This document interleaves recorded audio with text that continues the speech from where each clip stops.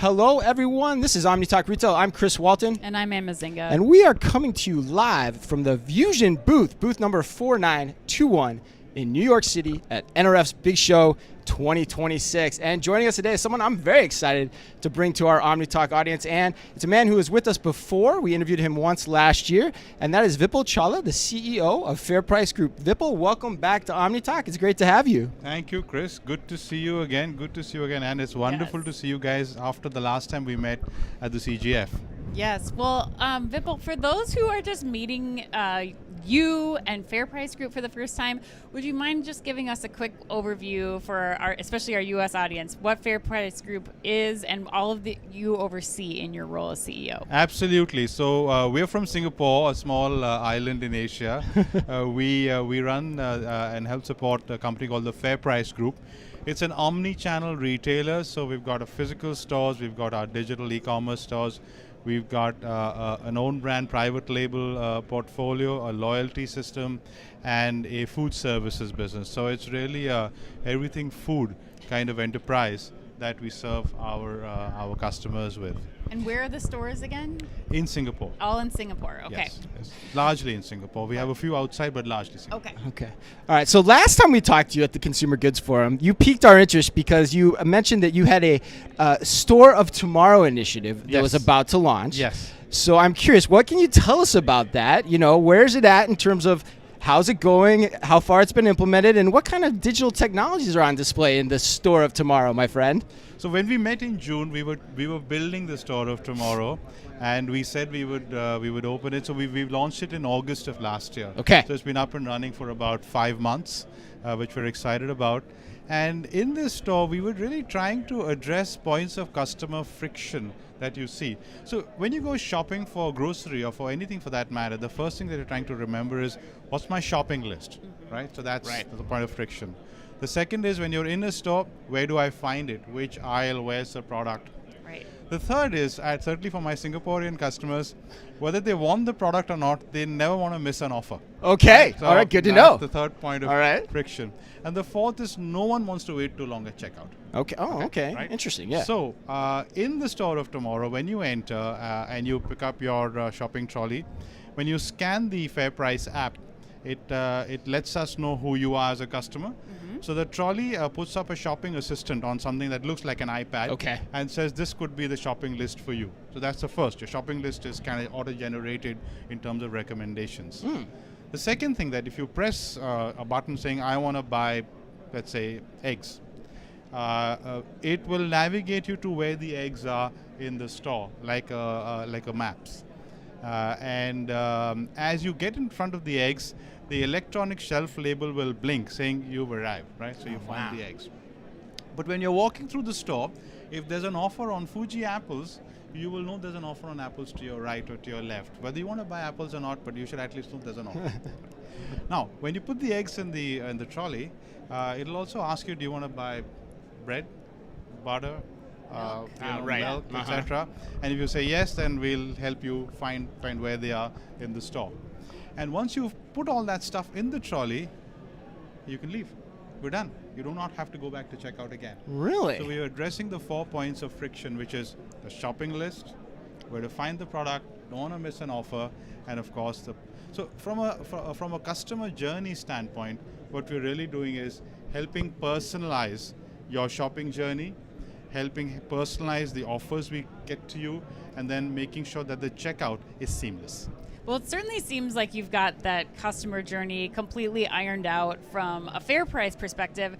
But I have to know, what are your customers saying? Like, what has the customer feedback been so far since you opened this store back in August? So, initially, of course, the customers were surprised to have, like some of our traditional customers were a bit anxious, saying, whoa, how does this work?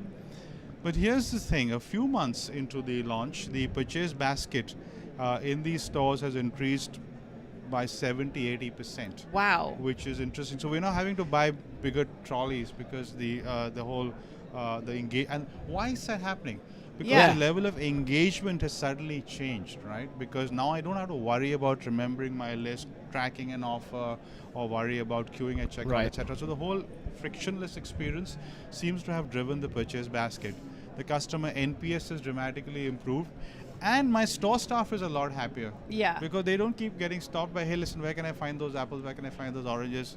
That's People can technology that's self-service. kind of helping you. So it's doing better than we thought so far. Fingers crossed. Yeah. When I meet you next, I'll report back to see what's working and what's not working. Vipul, how did you prepare your customers for this new store? I mean, maybe tell us a a good little question. bit about that too. Just like, you said that the staff likes it better, but what was kind of the prep when day one they walked in the store so they knew how to shop this store the right way? So the first thing that we did was we opened the store in the digital district of Singapore. Okay. So it was, in a sense, everything Tech forward. Anything in that district is just front end in terms of the digital initiatives of the Okay. country. A bit like equivalent of our own Silicon Valley.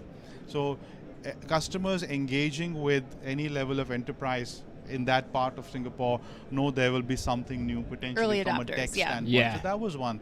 Secondly, it's a slightly younger cohort of population, so they're a little more open to some of these changes. And the third is that as they entered our store, we did have some level of engagement, just helping them with this is some of the new stuff in the store, and you may want to access it. Right. Vip, I'm curious too. It sounds like you all took, and we espouse this approach, a very experienced design-based approach. Like you looked at the whole collection of technologies you wanted to put in the store to create the store and the expression that you wanted. You didn't like try them out and say, hey, you can do this if you want to. But to that point, did you try some of these solutions out in other environments before you went to the experience design route, or how was the approach? What did you do? So prior to the opening of this store, we tested virtually each one of these technologies individually in other stores because we wanted to make sure that it's stable. Okay. And we also wanted to make sure that the technology talks to each other because you got a bunch of things. I talked about 4. We've got another half a dozen initiatives in that store, and we might talk a little bit about that today. But to get all of that to talk to each other in a way that the customer experience is no longer clunky is the testing that we did prior to opening the store.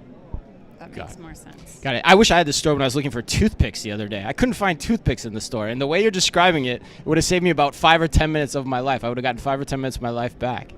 Come to Singapore. I'm going to have to.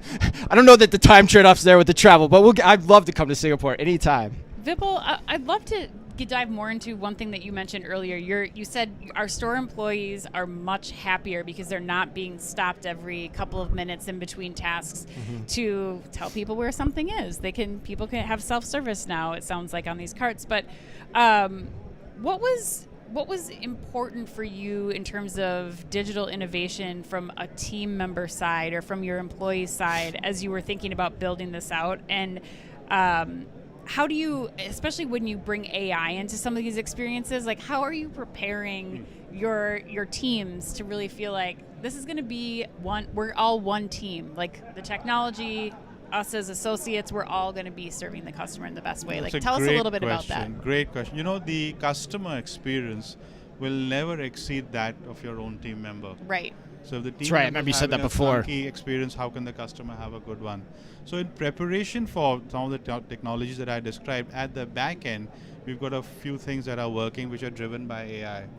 One is something called a grocer genie, where every store manager on their smartphone, so you don't need to, on your own smartphone, we have a grocer genie which tells you everything that's happening in the store. Your product, your sales, your historical trends, your sales to date, including, by the way, what you can anticipate happening this afternoon and tomorrow, right? So that's something that's constantly being powered on your phone. The second is we've got something called Vision AI. So we have cameras all over the store. Okay. The standard cameras that any store has, but behind them we now put a technology called Vision AI, Okay. Yep. which helps. Initially, the thought was to help our stores in identifying where we're running out of stock, if there's a spillage on the floor, if a customer is struggling with something, this will prompt you. But here's the interesting thing, because it's a learning model, and on the first day that we opened the store, we had a customer who walked in and picked up an apple and put it on her backpack. Right? So it was an unusual movement. Didn't put it in the trolley, put it in the backpack. Okay. And the Vision AI sent a prompt to the store manager saying that was an unusual movement. We had not programmed the AI for pilferage, Right. but it just said that was an unusual movement. I think you should check it out. Right? So that's the kind of stuff that's going behind. the network to prepare our stores to interact and deal with our customers. Vip, I'm curious, was there anything else that surprised you in terms of seeing the store in action? Because the one thing that has struck me in this conversation, which you alluded to, a few minutes ago, was the prevalence or the desire of the customers to kind of use self-checkout in the way that you described it, which over here in the States, we haven't really seen that type of idea take off. There hasn't been a great proclivity by the U.S. consumer to want to do that. So I'm curious if you could touch on that, but also if anything else surprised you, or maybe that was it. No, so what's interesting for us is that in this store, we are now seeing 82% of our transactions are through either the trolley, through self-checkout, or through scan and go. Wow. So not using the physical cashiering checkout process. Now, 82%. 82%. Wow. Now, why is that important? Not just for us, but also for the United States or for all developed markets where cost of labor is an issue. When we looked at our own numbers, 31% of our labor hours are at cashiering. Okay. Right? So when you eliminate 82% of that, let's say 4/5 of that, you can redeploy the cashiering hours into doing something else. And this is fun, it is interactive, it is easy. And the best part was that customers, young and old, seem to be adopting to this. And that surprised me. Interesting. Yeah, even the shall I say, the more what we call the silver or the pioneer generation in Singapore was saying, you know what, this is okay. We can work with this. So that has surprised me a bit. Vipul, as you think about expanding this concept into other store locations, will that stay the same, or like what are your thoughts based on this first store in this very early adopter, high tech ready consumer space, and then how that will look as you translate that into other locations? So I'll address that in a second. There's one other thing I forgot to describe yet, which is the whole endless aisle concept that we have in the store. So you can walk into the store and look at, let's say, baby socks from Korea, let's say, right? You can touch and feel them, but when you scan your phone, it can also show you 10,000 other variants of those baby socks sitting at our warehouse, and based on what you've seen, you can press a button and we'll deliver it home to you. So that's where we got the physical and the digital sort of channel moving together. Similarly for wine and so on and so forth, you can pick a bottle of wine and we'll ship 12 or 24 of them to your home. So as we are bringing all of these technologies together, some are obviously working better than others, but the plan for this year is to now scale these into the country, into a few specific banners. We have 9 different banners. So we're going to scale certainly the trolley, we're going to scale the electronic shelf label, we're going to scale the Vision AI, we're going to scale the Grocer Genie, we're going to scale the endless aisle into a very significant part of our business in the next 12 months. So, gosh, you're bringing up so many interesting topics. So based on the fact that you also said that Singaporeans like a deal, and you have endless aisle too, does that mean that the marketplace becomes do you have a marketplace online, or does that become a bigger part of your strategy as well? We do have a marketplace online, and one of the interesting things that the data in the store told us was that we had this endless aisle located in a certain part of the store. As customers were walking through the store, the data and analytics told us if you move it to one aisle to the left, the customers will stop for longer.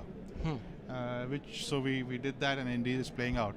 So this whole piece, which is now being driven by AI, but it's more about the AI experiences and the data and the analytics, I think can be extremely powerful for customer engagement.